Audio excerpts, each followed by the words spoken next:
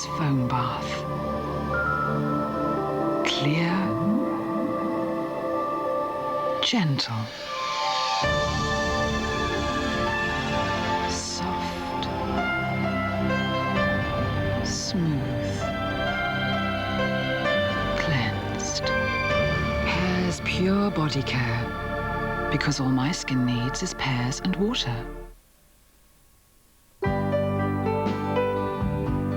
When you buy a new car from a Rover dealer, you'll find we've made a startling commitment.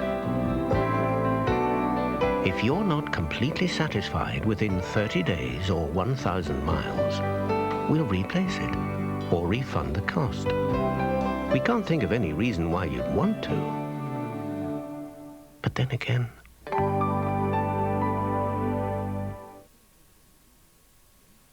Natural Plus with plant extracts works in harmony with your body. Natural Plus. Get up. Get down. Get down.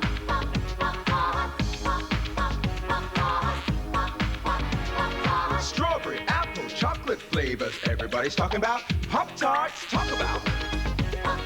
Walk about.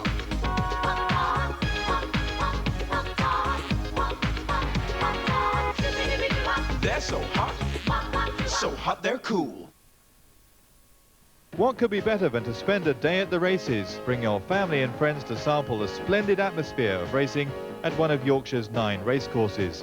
Where else will you find so much choice all the year round?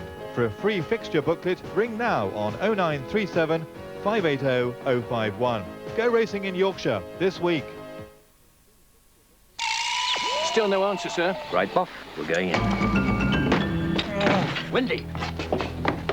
Snake bite. Right, Bob, you listen to his clothing, I'll get the local doctor. Au medico, Archiperto. Tabang adior. Blast. What is it, sir? Apparently he is the local doctor.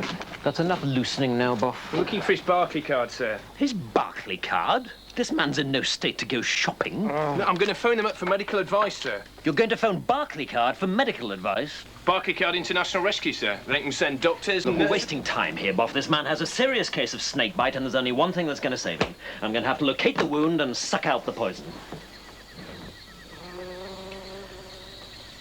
Yes, actually, I think perhaps you better phone Barclaycard, Boff. I'm not sure I've got there. You know, my lips were a little... But, well, I thought I had a solution, but then...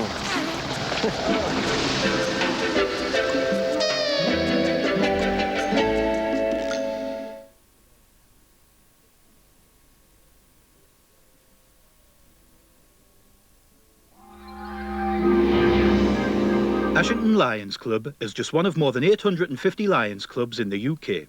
We help disabled people, hospitals, senior citizens, children and people in need in the Wansbeck area through a range of community activities. New members are always welcome. For more information, just write to us at this address: Ashington Lions Club, P.O. Box 2BH, Newcastle upon Tyne, NE 99 2BH. All you do is pull on that pole. Yes, that's one. No, not now! Feature-length fun in The Darling Buds Have Made, the movie. Wednesday at 8 on ITV.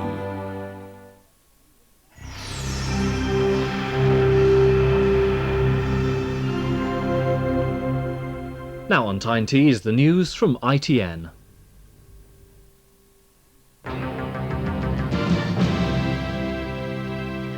Good evening, this is the news from ITN. Tonight's headlines. Mr Major says Tories will return any stolen money from Azil Nadir. EC ministers hold emergency talks over the crisis in Bosnia. The Archbishop warns of chaos after the pit closures. And a change of mind costs Atherton his century. The Prime Minister spoke out tonight as the Conservative Party continued to reel from allegations about its links with the fugitive tycoon Azil Nadir.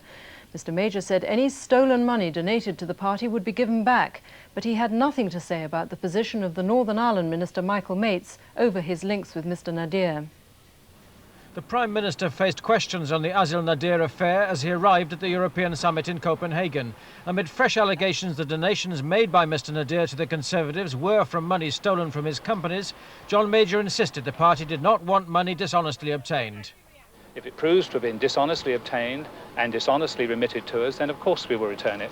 The Conservative Party exists on funds raised within the constituency and honestly and freely donated to the party. That is the way for a democratic party to survive. The party chairman, Sir Norman Fowler, attending a fundraising barbecue in his constituency, said that only if they were officially informed the money was stolen would they then consult the party's lawyers about returning it. It was given not by Mr Nadir.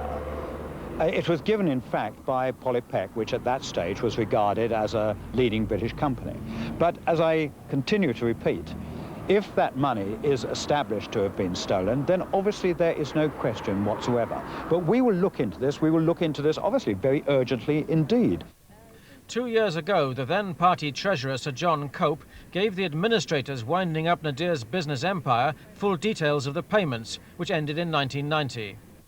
In 1987, Mr Nadir received a letter from Margaret Thatcher, grateful for his most generous support. She wrote, "I cannot thank you enough." It's quite clear that this money was paid by Mr Nadir to the Conservative Party in circumstances that do raise very serious doubts about whether that should be retained by them. And I think the simple and clear thing for the Conservative Party now is to pay the money back now.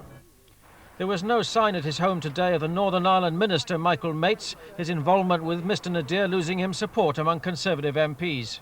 It doesn't seem to be a matter for resignation at this stage, but it is developing into an unfortunate number of problematic incidents.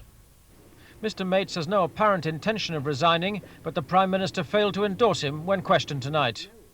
But all these issues will be debated in the Commons on Tuesday, and with Labour in full cry, it will be a difficult day for the government.